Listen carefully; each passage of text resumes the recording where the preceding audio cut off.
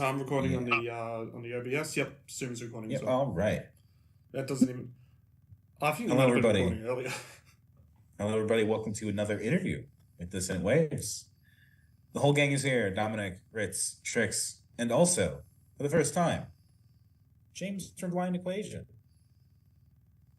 Hey, what's up? How's it going? How's it going? I'm sleepy. I woke up 15 minutes ago. I'm on tour right now. I'm in Cincinnati, but we're here. How's the tour been? You guys have been touring a lot. Yeah, I know it's been kind of crazy. Like on paper, it didn't seem like a lot, but then I was like, oh shit, we're like doing a weekender. Then we're touring like the world for like a whole month, and then a month later we're doing like a short tour, and then a month later we're doing like 10-day tour, and then like 2 weeks later we're doing like 3 like out of state things, and I'm just like back to back, and I'm just like why did I schedule all this? But also it's just like obviously like doing music and shit, it's like what I want to do with my life. So I'm just like, like obviously, like I can't complain because I'd rather do this than like work, but at the same time I'm just like it can be exhausting. Absolutely. Now, I know Ritz was doing some background work, trying to get the lowdown on just who you were, who Blind Equation was. I know, Ritz, you found some really interesting stuff. I'll ask it with a very fun question, which I think it's beautiful to get this whilst James is completely sleepy as well, because it'll just feel even more surreal. I'll ask, what's your favorite Metallica song? And it's going to be specifically out of 2 of them. Is it Enter Sandman, or is it For Whom the Bell Tolls? I feel like I know why you picked those songs. Yeah, it would be that. Damn. Yeah, For Whom the Bell Tolls, I guess. But I know exactly why you picked those 2 songs. That's kind of crazy. Yeah, that's the level of research I found there. That was a fun 2 hours. You're playing a Nardwuar on me. That's fucked up. It's the power of the internet. Yeah. But I will say I think my favorite Metallica song is either like Blackened or like No Remorse or fuck. I think Red Lightning's pretty cool. Yeah. I think those are 3 of them, but it's hard to pick. There's so many good Metallica songs. I love the refusal to admit as well exactly why I picked those. It's just now an inside joke between them. I'll leave it to James if he ever wants to announce it, but it's just funny. I'll announce it. So like the very first show I ever played when I was in middle school, it was like for a battle of the bands, and we played those 2 songs. I've watched the video. I had to listen to everything Blind Equation leading up to this. you know, like in the American Dad, that episode where he listens to Jim James gargling. Yeah, I would have gone that far if I found the video. Oh God, yeah, no, that's like crazy deep cut. I feel like I know how you found that, but I'll No, won't put that on yet. Yeah, no, insane. So I mean, it goes to show that you've been in the music scene for a minute, doing these shows and things for at least since 2009, right? 15 years. Oh yeah, no, definitely. I've been at this shit for a little bit. And now you're doing that. You're touring the world, playing Blind Equation stuff. I'm sure that this big evolution must be a kind of a wild experience. Yeah, no, it's fucking crazy. Like, I'm literally doing shit that I'm like years ago or even months ago. I was just like,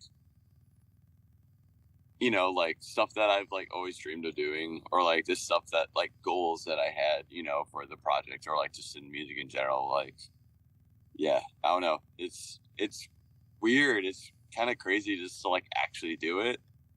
Because I'm just like, this isn't real. Like, yeah, this should like, what the fuck? I'm like in Korea right now. Like this shouldn't be happening, but here I am.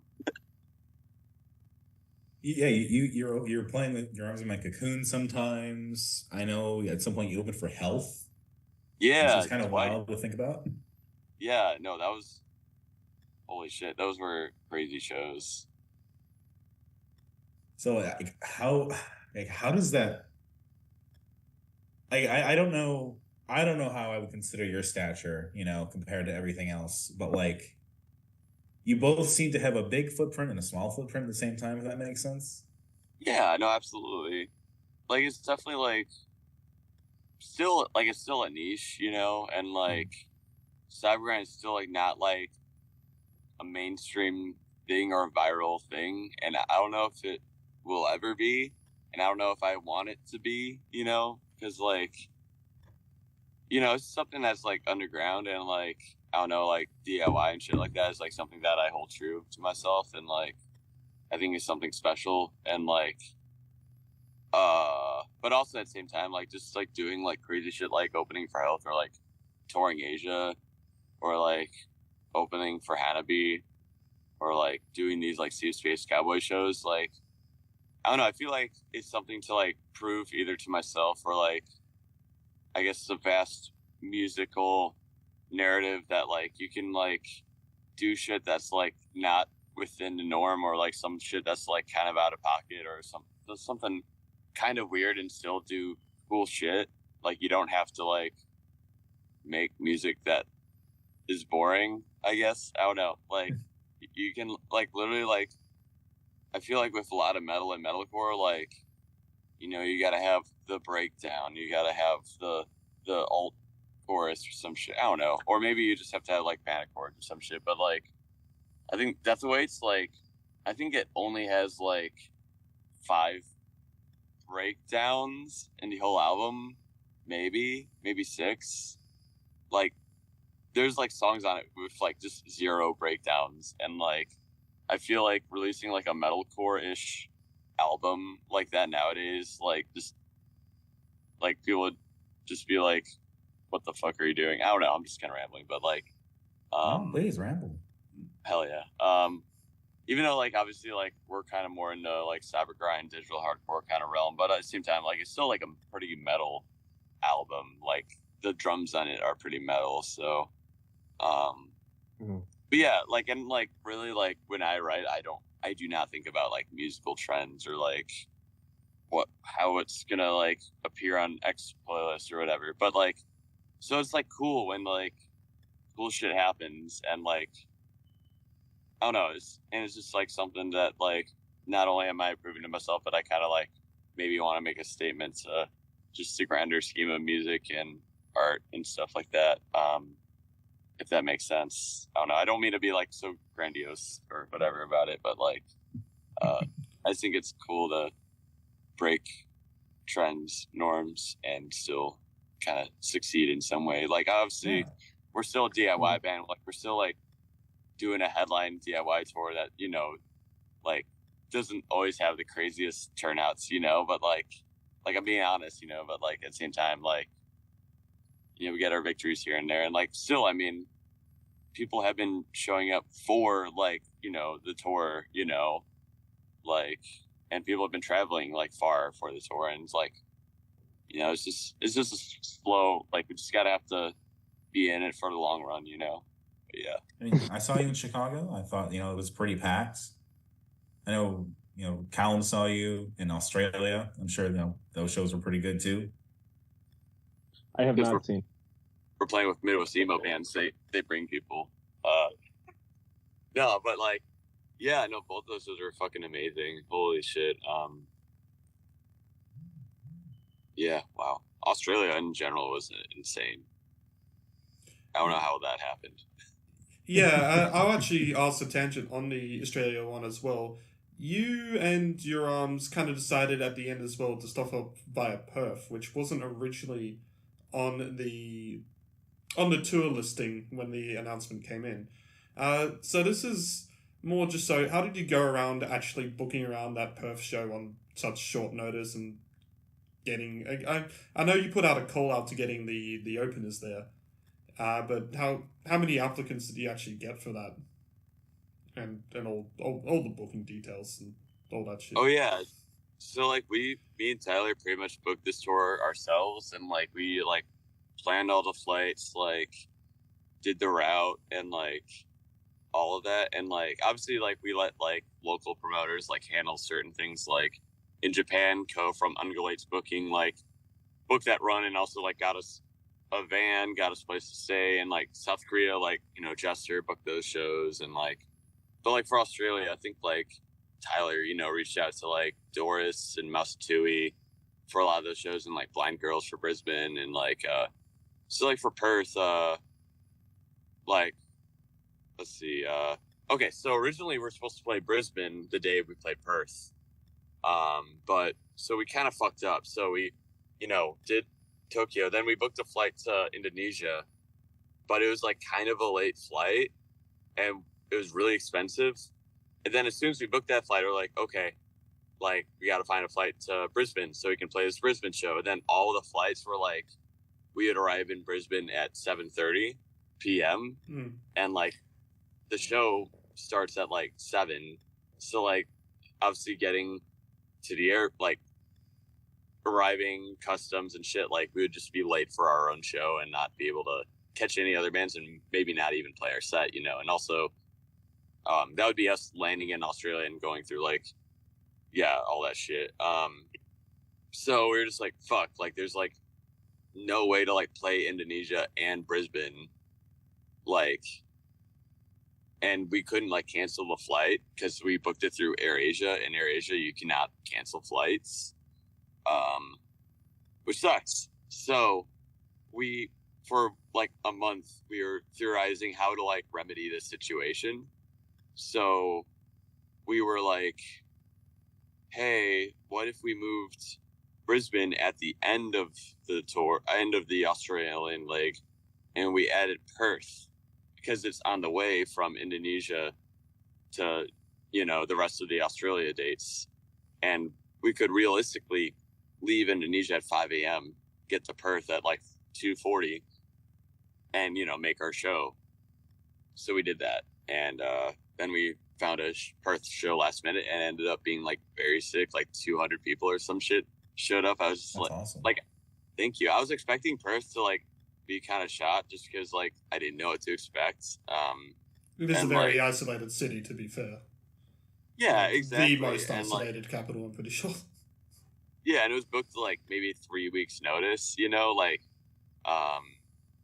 so like, yeah, so like we printed like 15 shirts in Perth, to like sell for the rest of the Australian leg, just based on like how merch sales were doing like the rest of the tour. We sold like every single shirt we had in Perth, and we were like, oh fuck, we don't have merch for Sydney, and it's sold out. But it was okay. That's a good problem to have, So yeah. Yeah, I think one of my friends might have been the reason for that, because I'm still pissed.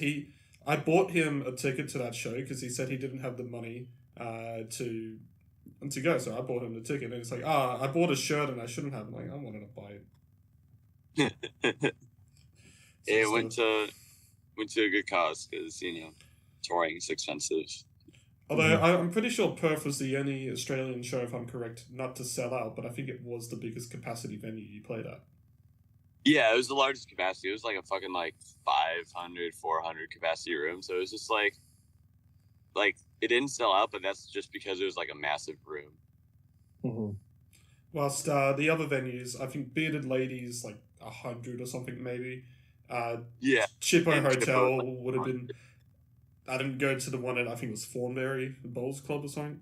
But that's that was like 300. Yeah, that probably would have been a big one. But that one sold out as well, I'm pretty sure. And that's... Yeah, that was insane. Yeah. Rex, do you have a question? Yeah. Do you have like a dream piece of gear that you've been searching for or something like that? I'm trying to think. I don't know. I'm like, I don't know. I'm not tapped into like being a gearhead or anything. Like I have like the backing track player, so that's cool. I got, you know, everything to like play or set right. I guess like if I had like a cool vocal effect thing, maybe, but like also like I kind of like just having like raw, dry vocals, because like I don't know, a lot of our stuff's like really digital, and like just having some sort of human element to it, like with the drumming, and also just like having like just like raw, you know, vocals, you know, just straight vocal to the PA, you know, kind of just adds like a more lively like element to it. But if we were to do like more like kind of artsy stuff in the future, I would like one of those like, I forgot the name of it, but I have like an auto-tune pedal, but like there's like another one that like has auto-tune and also has like a bunch of reverb and shit. Like, I don't know, it would be cool to have something like that.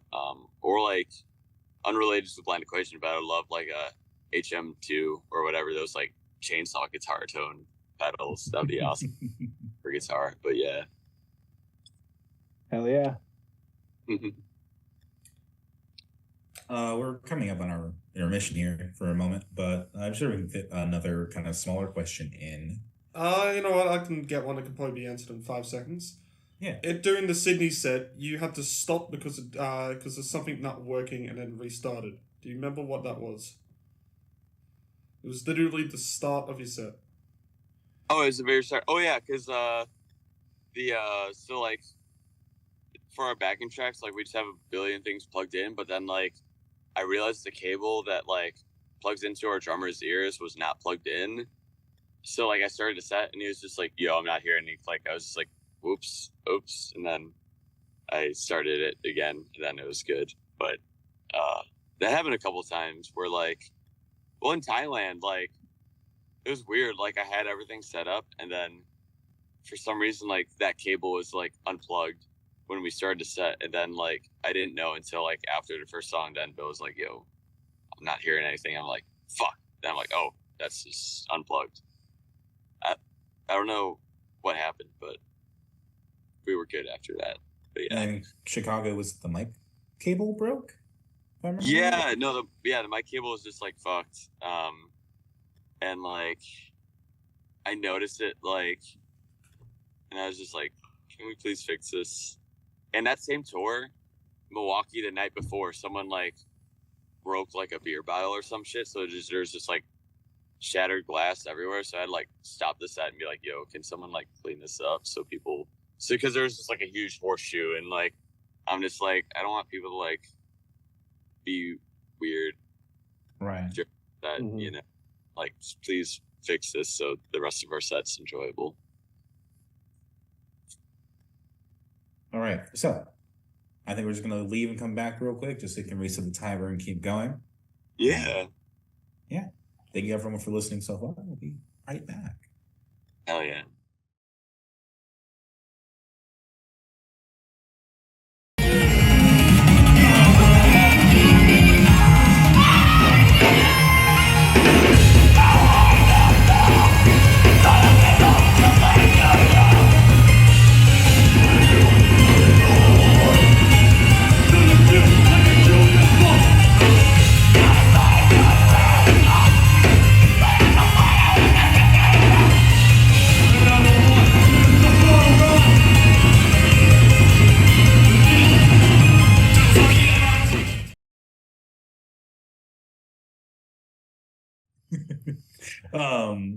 I'm happy to continue on with some more Nardwuar stuff here.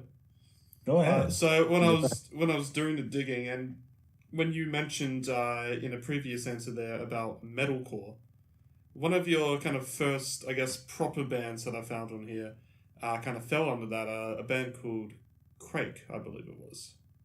Yeah, Quake. Oh my god.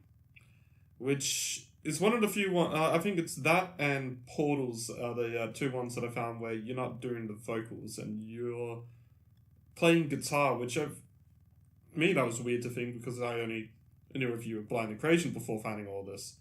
But yeah, you actually have had quite a history as a metal/deathcore guitarist. It seems to be. Yeah, no, definitely. for like pretty much my whole life, like I focused on like guitar and like being a guitarist of a band, and like Quick and Portals were like definitely like, you know, my child's like I was like doing like pretty much most of the writing, and also like the production. Like I mixed the first Quick EP. We outsourced the Insurrection EP, but then for Portals I mixed pretty much both EPs and the single that we put out. And yeah, I mean, I like managed those bands and like did the booking and stuff, which definitely like helped, you know, build skills for me to like eventually start booking DIY tours for Blind Equation and shit. But yeah, I did mostly like guitar just because like I was never like too confident in like my vocals, or like never thought I was like good enough to be just a vocalist, and like didn't want to like do proper vocals and warm up, which now I do obviously. But yeah, it's weird to like switching from like being a guitarist for like years and then touring as like a front person, you know, and like honestly being a front person's like kind of fun. It kind of rocks.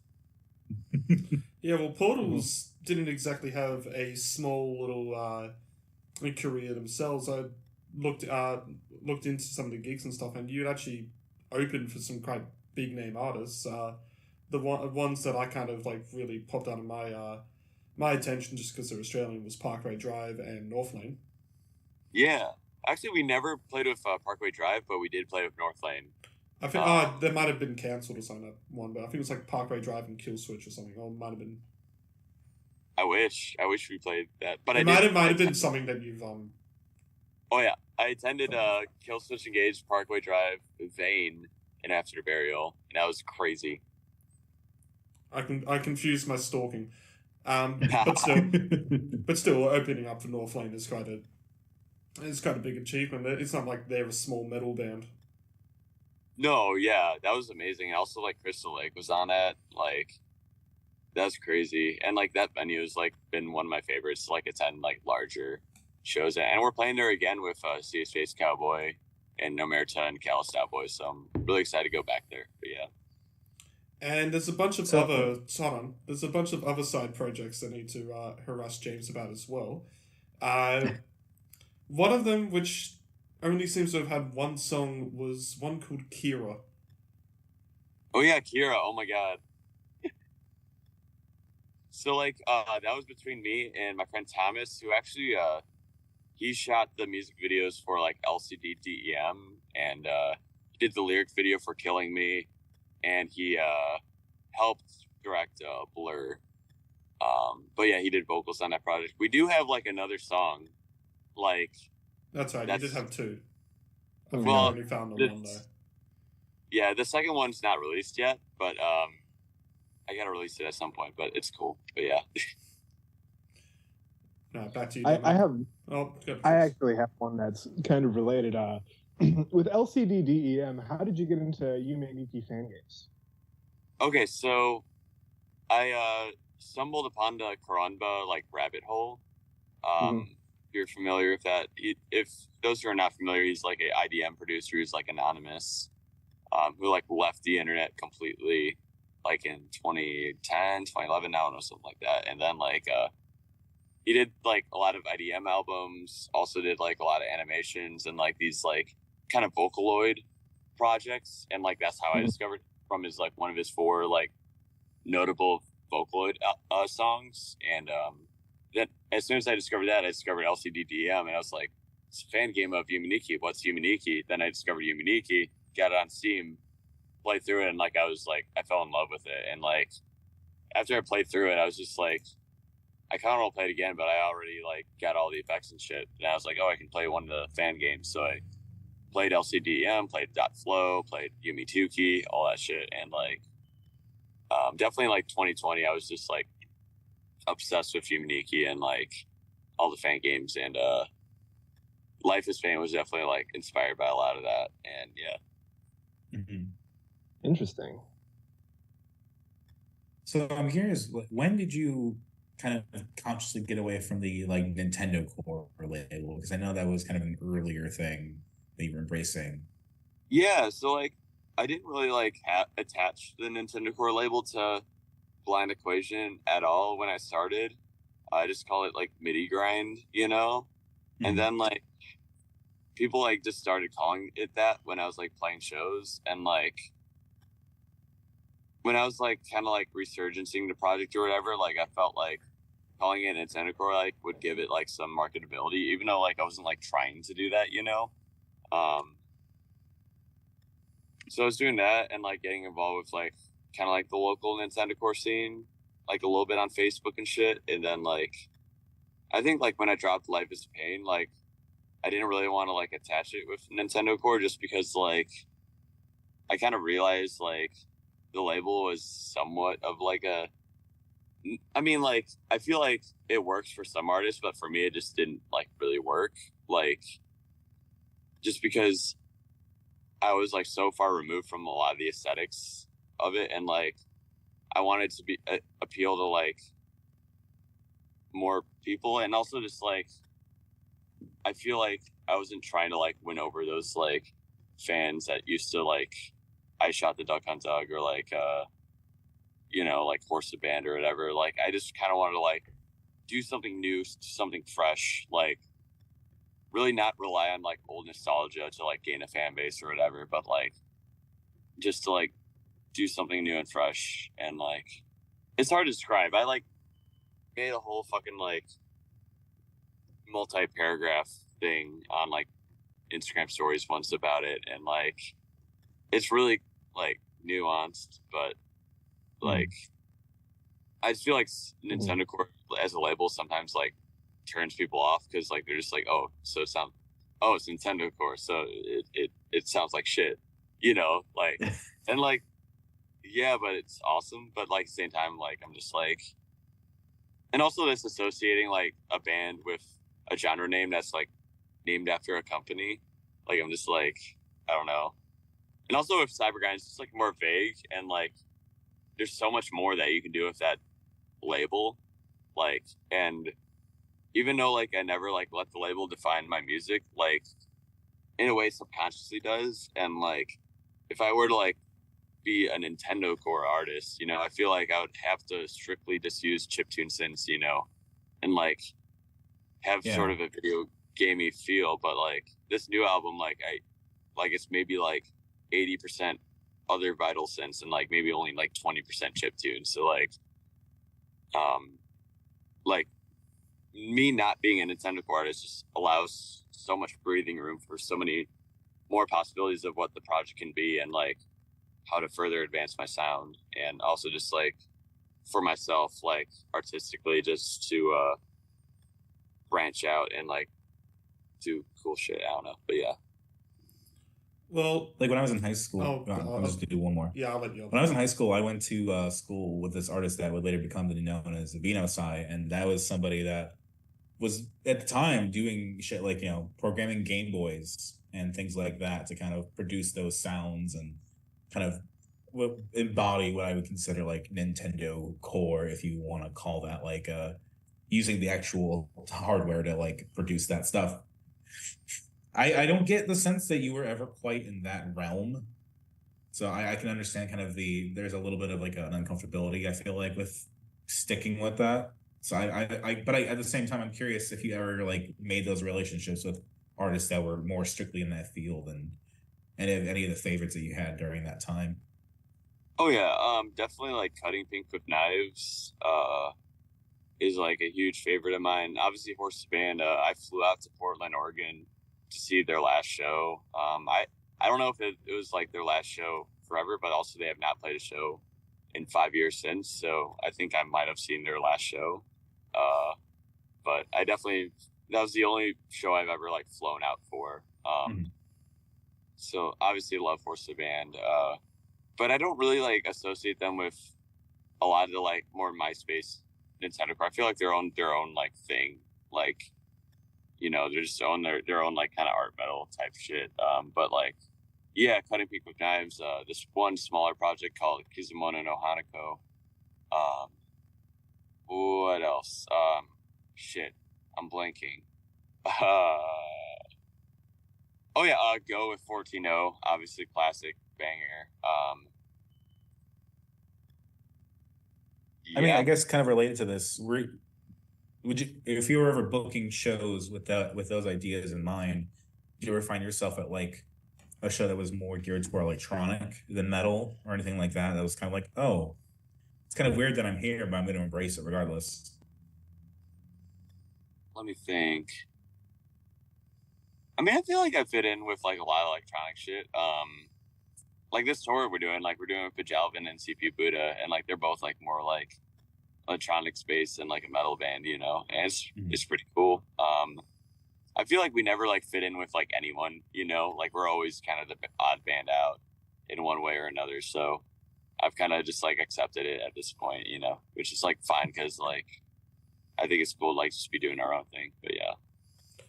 Well, continuing on with feeling like the odd one out, and this is going to be my earlier thing, and I swear I've only got a couple more Nardwuar-esque questions left. That's fine. You had a moment where a promoter seemed to be very less than positive to your request. Do you think that's probably because of the sound that you have? I'm trying to be very nice and not say what the promoters apparently sent you. Oh shit! The like it was like in 2017. Yep. Yeah. Okay. So that one, I was like, for a little bit, I was like trying to be like a booking agent for like other bands and some shit, but like I was really bad at it. And like also like the bands I worked with, like, I mean, some of them were pretty good, but like some of them like were just didn't have like that much of a following. So like it was just hard to like sell people on like a band that wasn't mine that didn't have a following that much, you know, like when it's like your band, like you build like personal relationships with like your friends and like promoters and stuff, but like when you're like booking for like this band that, you know, the other promoter hasn't heard of, like it's like really hard to like kind of just sell that, you know, unless you get them to listen to the band and they like it, you know. But like I was booking it for this one band, and then like the promoter like just sent me like, I cannot express how uninterested I am in this garbage music. Do not contact me again or some shit. And like that was like the funniest like response I've ever gotten. And I was just like, damn. That was basically what it is, yeah. Yeah, I was like booking like a West Coast tour, and like, yeah, I think that was like a Salt Lake City promoter. But yeah, that was wild. Blame Utah. So thankfully my music's not as that bad. Maybe it is, I don't know. Maybe people are just holding it inside, but yeah. The way I saw people going off at the show, I don't know. True.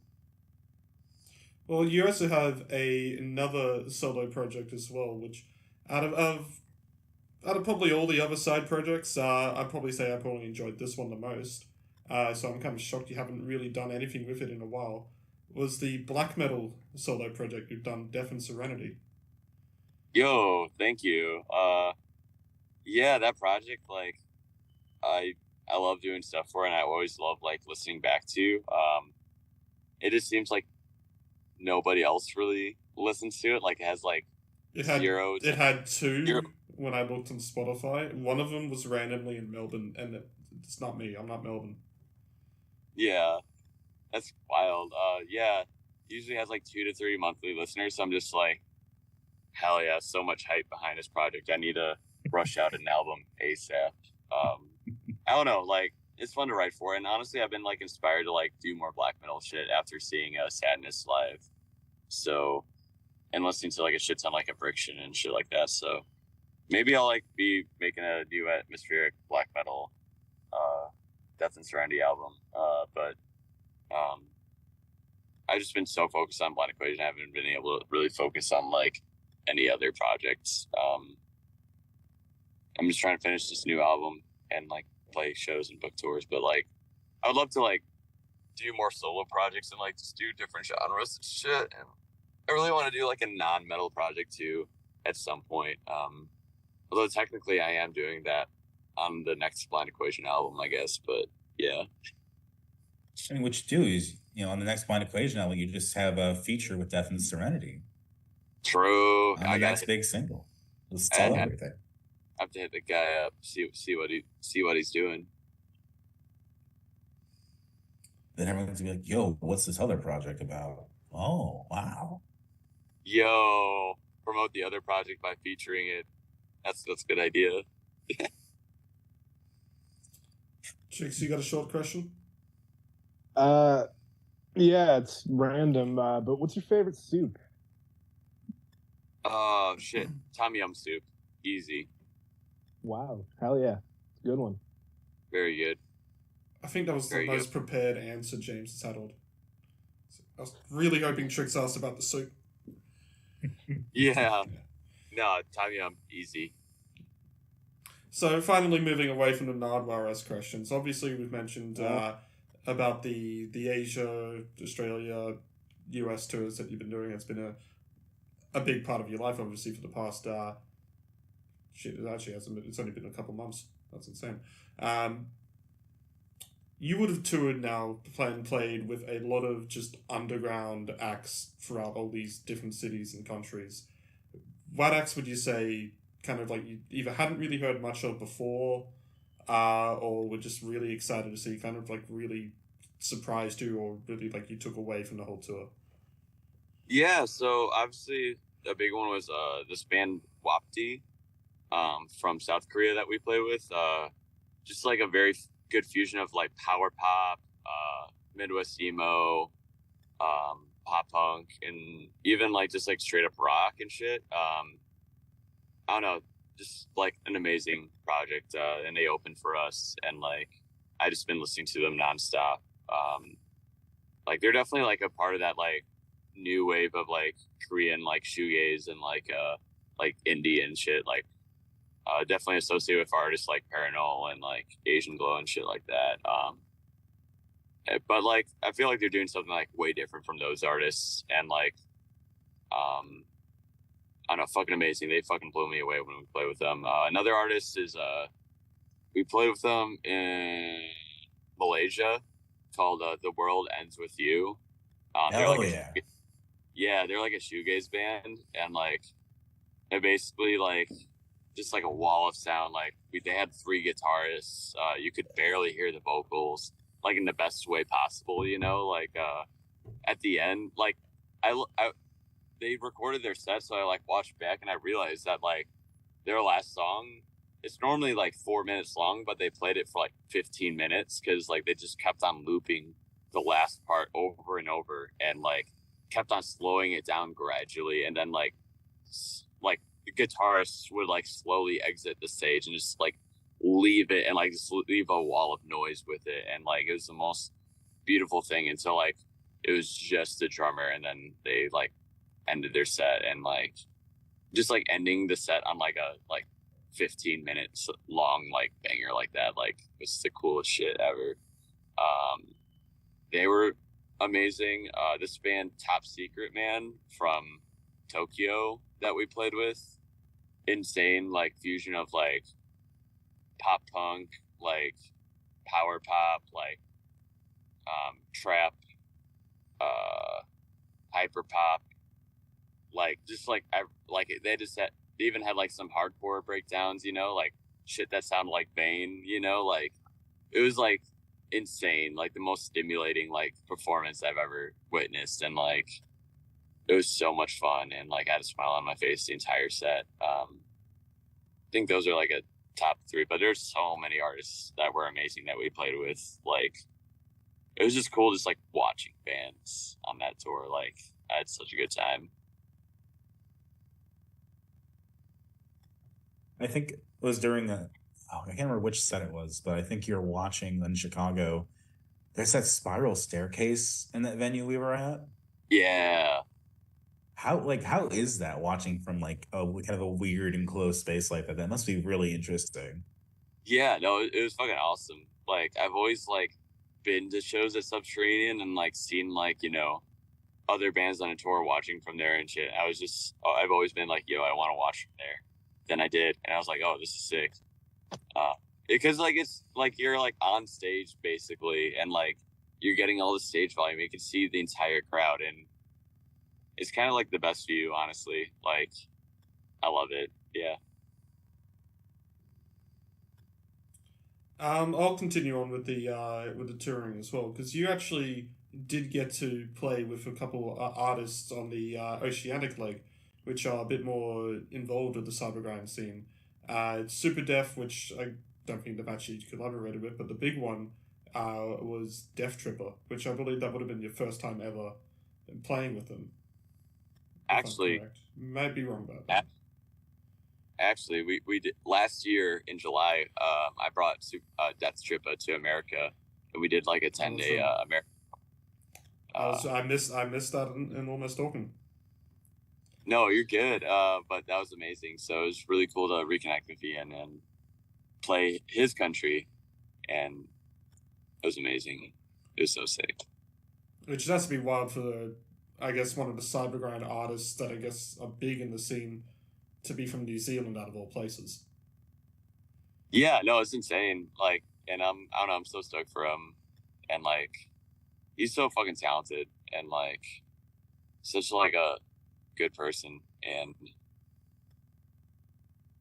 yeah, no, it was cool. Like, because like on that tour, I was just like, I gotta go to New Zealand. Like, you know, it's my chance to, you know, and yeah, no, it was an amazing time. We crashed at his house for a couple of days too, and yeah. Jokes, Dominic, next question. Going on that route there. Say you go back to Australia, New Zealand, that part of the world, you gotta pick new bands to fill out your bill. Who are some other bands you'd want to do a concert with, do a show with? I definitely want to like play with Uboa. I know like she fucks with Blind Equation, and I really fuck with Uboa. That would be amazing. Who else? Shit. Australian bands. We will look back at you and love you forever. They're asking for their paycheck every time we mention their name, Dominic. Yeah. Shit. I am blanking right now. Because I'm trying to think of like bands that like it would be like realistic for us to play with, you know. Mm-hmm. Oh yeah, like probably like I think they're called Werewolves, but it's basically like the new project of the members of the Berserker. Because I hit them up actually. I was just like, "Yo, you should come to our show," and then they're just like, "Oh, we're unavailable." But here's them next time. I was like, "Oh, cool," which is insane because that's like a Cybergrind legend band, the Berserker. So it'd be cool to like play with their new projects. I don't know. I kind of played with like all the bands that I wanted to play with in Australia. Played with Blind Girls, played with Super Death, you know, played with Doris. Even though I didn't know who Doris was going into the tour, like they fucking blew me away. Same with Mouseatouille. I went into the sets blind and I was blown away. Played with Katie Day. Every band on Perth show was fucking amazing too. Just played with really good bands on this run, you know, Hanoi Traffic. Yeah, I don't know. Too many good bands. I wouldn't change anything. I would just do the same route, play with the same bands. I'd probably also argue that Mouseatouille might have been like the most odd one out of all the musicians on that Australian leg, just because they're probably the most normal sounding. Yeah, no, they're like straight up like folk band, which is so sick. I love like just like playing with a band like that, and like they're just so beautiful to see, and they had 10 members. It was awesome. I think they only had 9 for the Sydney show. Yeah, they only had 9 for Sydney. And I was like, damn, you have a lot of people on stage. And they're like, oh yeah, we're missing one. I'm like, what? What? Let's flip the question a little bit then. You mentioned Yume Nikki. What are some other games that inspire you that you really stand for, you're a fan of, whatever you want to call it? Yeah, definitely like the Dino Crisis 1 and 2. Those games are goated. Let's see. Inspiration. Chrono Trigger, I think. Hell inspired yeah. a lot. Yeah. Other than that, I think Fire Emblem definitely too. The Toho soundtrack easily. Soundtrack to the game like is like the bread and butter of Blind Equation. And Yeah, I don't know. Nowadays, I just play like games that like do not require too much brain power. Um, like So idle clickers. Yeah, like either like Tall Man Run on like that stupid app you get the ads for, that or like Yu-Gi-Oh! Forbidden Memories and like a bunch of mods for that, and then like Kirby Air Ride, City Trial. Oh, I love City Trial. Oh man. Same here. But I don't think those inspire me like artistically or anything. But yeah. If you could just, conceptualize a song that would be Blind Equation in City Trial, I think that'd be phenomenal. I think that would go hard. Not gonna lie. Shakes, you got anything? I'm blanking right now. Give me a minute. I'll ask a quick question. What out of all the touring that you've done this year, what would you say is your top 3 moments of your sets? Like, just not even if it's a proper ranking, just 3 great moments that have happened during your sets from this year. Probably like Hong Kong, like the energy in that room, and also like just handing the mic to people in Hong Kong, like because they knew the words, is just like such a crazy thing to me. Like I'm just like, I'm in Hong Kong, the show sold out, and like people like are just screaming like words back and like screaming like the melodies back, and I'm just like, that is crazy. That was definitely like an insane moment. Also, like the first like show where people like were screaming words back was like the Philippines, and I was just like, dog, I'm at the Philippines and people like are screaming words back. Like, this is crazy. Yeah, that was insane. Probably like stage diving in South Korea, because like the crowd was just like they like I didn't even like really stage dive. They just like picked me up and like, I don't know, that was insane. It is such an amazing moment. And like what was I gonna say? Probably like another crazy moments.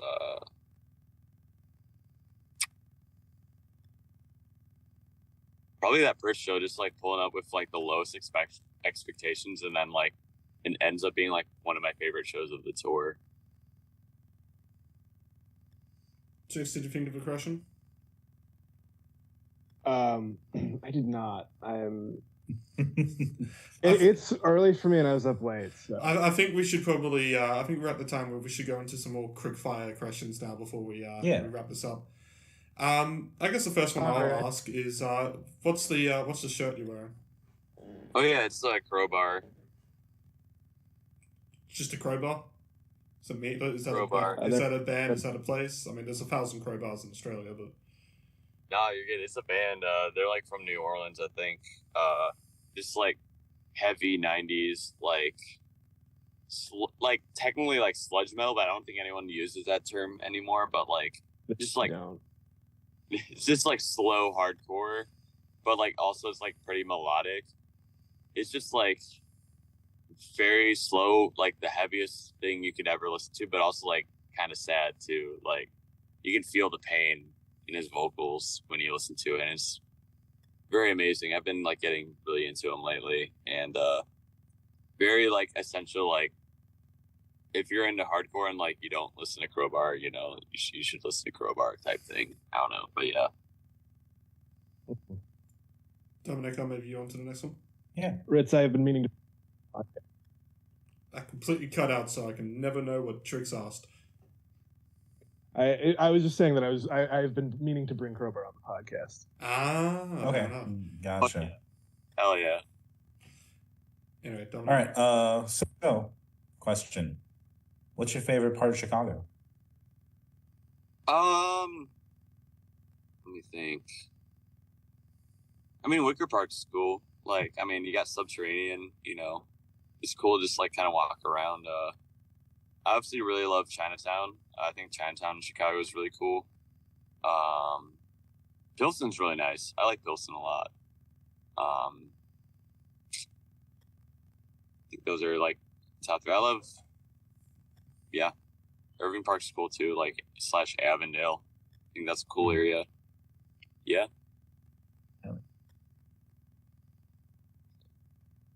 What is your go-to Arizona flavor? Probably like the either the mango or the peach. Like easy. I haven't yet to see the peach. They're like pretty hard to find.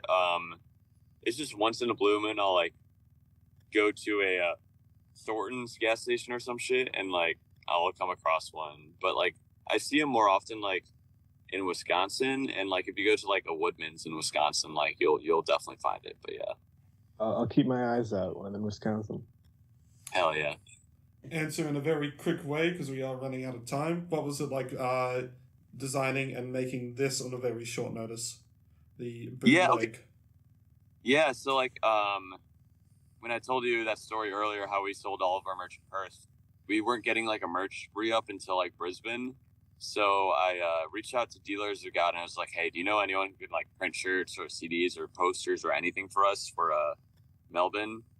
And then they're like, actually, we can just like bootleg make like 30 CDs or something for you. And I was like, really? And they're like, yeah. So I sent them like the cover. They designed like the back cover too, based on like assets I gave them. Told them to use papyrus, of course. And then like I sent them the back cover up as well, just over there.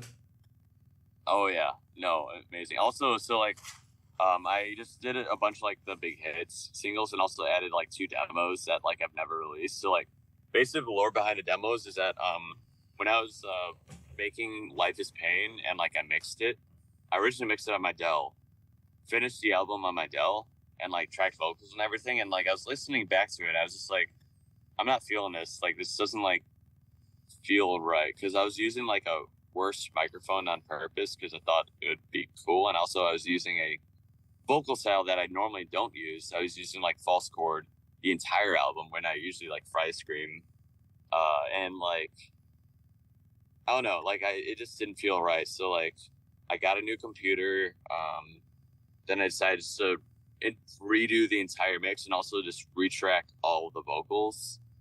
So I retracked all the vocals on my like SM7B, and redid the entire mix. It delayed the album by like 9 months or so, but the end product I think speaks for itself. But basically those 2 songs on the bootleg are from the original version of the album. But yeah. Dominic, quick question. Yeah. Do you subscribe to the cell phone fan wars, and if so, Apple or Android?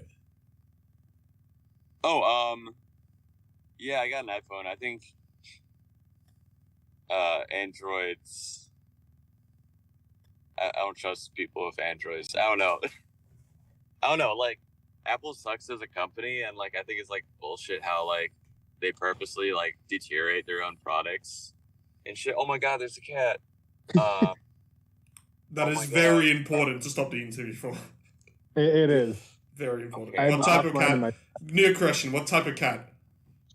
It's like a black cat, like a smoky black or smoky gray. Do not let my partner see it. She will go and steal it.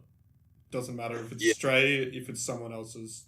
Just yeah, I'm definitely gonna say what's up to it in a little bit. But yeah. Anyways, what was I gonna say? Apple, Android.